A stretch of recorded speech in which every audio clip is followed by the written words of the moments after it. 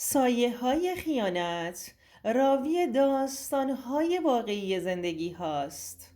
همه چیز از وقتی شروع شد که نیمه شب از خواب پریدم و دیدم سامان شوهرم روی تخت نشسته. با چشمهای خیره به دیوار زمزمه می کرد: ناهید، من نمیتونم. اما ناهید کی بود؟ چرا اسمش رو توی خواب تکرار می کرد؟ فکر می کردم خیانته.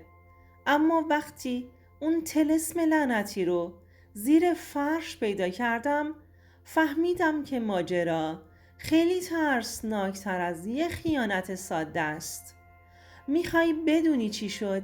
پس تا آخر گوش کن، چون این اتفاق میتونه یه روزی توی زندگی تو هم بیفته. رها هستم. همیشه فکر میکردم که زندگیم بعد از ازدواج با سامان رویایی میشه. سامان مردی مهربون و وفادار و پر از عشق بود.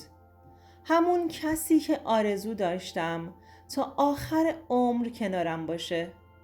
اما بعد از چند ماه کم کم تغییر کرد. اوایل فکر می کردم شاید به خاطر فشار کاریه، ولی کم کم رفتارهاش عجیب شد. شبها بی دلیل از خواب می پرید.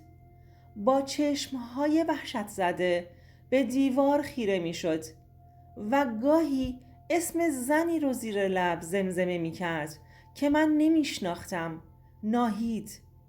اوایل سعی کردم نادیده بگیرم. گفتم شاید خواب دیده. اما وقتی نگاهش به من سرد و بیروح شد، وقتی روزها ساعتها بیرون از خونه بود و وقتی برگشتش با بوی عطر زنون همراه بود، دیگه نتونستم خودم رو گول بزنم. یه شب که خواب بود گوشیش رو برداشتم. پیامهاش پاک شده بودن. از توی دفترچه یادداشتش یه جمله عجیب دیدم. او مرا خواند: نمیتوانم، نرفتن. ترسیده بودم. سامان آدمی نبود که با این جملات سر و کار داشته باشه. اون همیشه منطقی و واقع‌بین بود. اما این یه چیز دیگه بود. یه روز که برای تمیز کردن خونه دست به کار شدم، زیر فرش اتاق خواب یه چیز عجیبی دیدم. یه تیکه پارچه که روش با نخ قرمز یه سری علامتهای عجیب و غریب دوخته شده بود، همراه با چند تا موی سامان که وسطش گره خورده بود. قلبم تند میزد. سریع از خونه زدم بیرون و رفتم پیش مامان بزرگ توبا، زنی که توی فامیل معروف بود به اینکه از این چیزها سر در میاره. وقتی طلسم رو بهش نشون دادم چشمهاش گرد شد. گفت این کار یه زنه، کسی که میخواد شوهرت فقط به اون فکر کنه، فقط اون رو بخواد. این طلسم بستگی و وابستگیه. اگه کاری نکنی سامان کم کم عقلش رو هم از دست میده.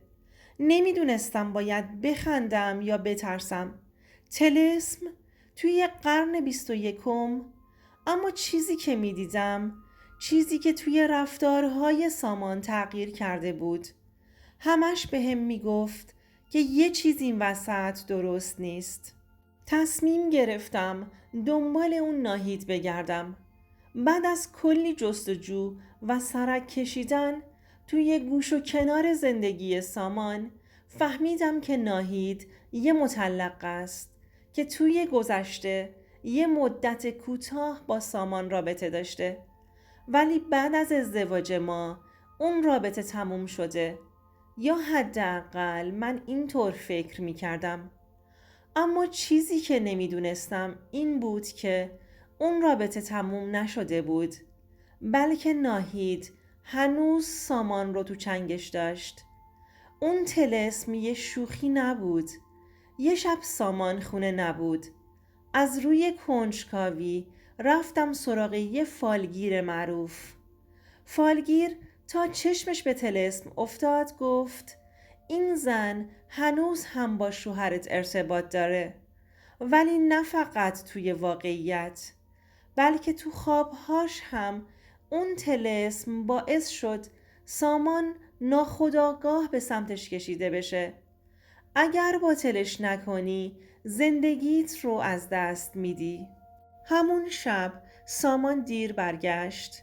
وقتی اومد توی تاریکی به هم خیره شد. چشماش یه جور عجیبی برق میزد. وقتی اومد سمتم یه لحظه حس کردم اون دیگه سامان نیست. صداش تغییر کرده بود. نگاهش خالی و سرد بود. آروم زمزمه کرد چرا نمیذاری برم پیشش؟ تموم تنم یخ زد. عقب عقب رفتم. دیگه مطمئن بودم این فقط خیالات من نیست. از ترس بدنم یخ زد. ولی حالا که حقیقت رو میدونستم باید یک کاری میکردم. مامان بزرگ توبا یه راه بهم یاد داده بود. گفت باید طلسم رو بسوزونم و خاکسترش رو توی آب روان بریزم. یه شب که سامان نبود طلسم رو برداشتم و توی حیاط آتیش زدم. با هر زبونه‌ای که بالا می اومد احساس می کردم سنگینی عجیبی از روی شونه هام برداشته میشه. انگار چیزی توی شعله ها زنده بود و داشت میسوخت. از ترسش خودم رو کنار کشیدم. دود سیاهی از طلسم بلند شد و تا چند لحظه کل اتاق رو گرفت. خلاصه خاکسترش رو جمع کردم و همون شب بردم ریختم توی رودخونه. بعد از اون شب سامان چند روز تب کرد. یه هفته توی تب میسوخت. کابوس میدید. مثل آدمهایی که از خواب طولانی بیدار شدن گیج و گنگ بود. دیگه اسم ناهید رو زمزمه نمی کرد. اما همچنان رفتارهاش غیر عادی بود. مدام حواس پرت بود. کم حرفتر از قبل شده بود. گاهی ساعتها به نقطه‌ای خیره میموند. وقتی حالش بهتر شد انگار چیزی رو به یاد می آورد که خودش هم نمیفهمید چیه. من ازش خواستم که برای آرامشش پیش یه مشاور بره. با اکراه قبول کرد. اما چند جلسه که گذشت انگار بخشی از خودش رو دوباره پیدا کرده بود. منم کنارش موندم ولی حس می کردم یه چیزی بین ما دیگه مثل قبل نیست. انگار چیزی شکسته بود که هیچ وقت درست نمی شد. چند ماه گذشت. سامان برگشت به زندگی عادی، ولی دیگه هرگز اون مرد اول رابطمون نشد. منم هر چقدر تلاش کردم اون احساس امنیت و عشق که قبل از این ماجرا داشتیم دیگه توی دلم نبود و هیچ وقت به اون عشق اول برنگشتم. انگار اون طلسم حتی بعد از شکسته شدن یه چیزی رو بین ما خراب کرده بود. چند ماه گذشت. سامان یه روز اومد خونه و گفت که احتیاج داره تنها باشه. گفت که ذهنش درگیره و نمیدونه چی میخواد. اون شب برای همیشه از خونه رفت. هیچ وقت نفهمیدم چی شد که دیگه برنگشت. نه پیامی، نه تماسی، نه نشونی از اینکه هنوز به این زندگی فکر میکنه. انگار ناپدید شده بود. منم مجبور شدم در نبودش درخواست طلاق بدم. من بعد از یه مدت خیلی شکستم. افسرده شدم.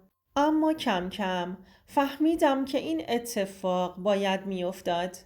شاید طلسم، شاید سرنوشت، شاید هم یه حقیقت که من ازش فرار می کردم. اینو یاد گرفتم که وقتی عشقی به اجبار گره بخوره دیگه عشق نیست. گاهی باید رها کرد، حتی اگر دردناک ترین کار دنیا باشه. همیشه به ندای دلتون گوش بدین، اما چشم هاتون رو هم باز نگه دارین. وقتی چیزی توی یه رابطه درست به نظر نمیرسه دنبال جواب بگردین.